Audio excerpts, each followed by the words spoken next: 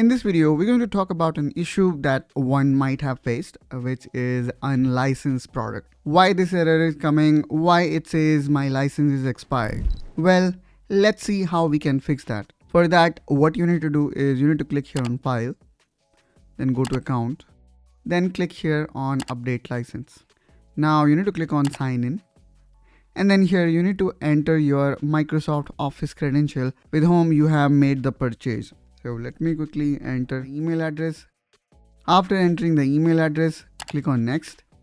And then it will say like this, which is almost there. Please restart any open Microsoft 365 apps to continue.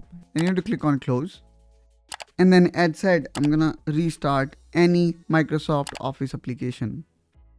So this time I have used Excel.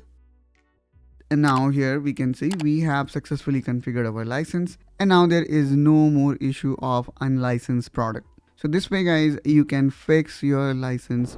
I hope guys you find this video helpful and informational. If so, then please make sure you subscribe to Technoholic, and I will catch you soon with one such another video. Till then, you take care and bye bye.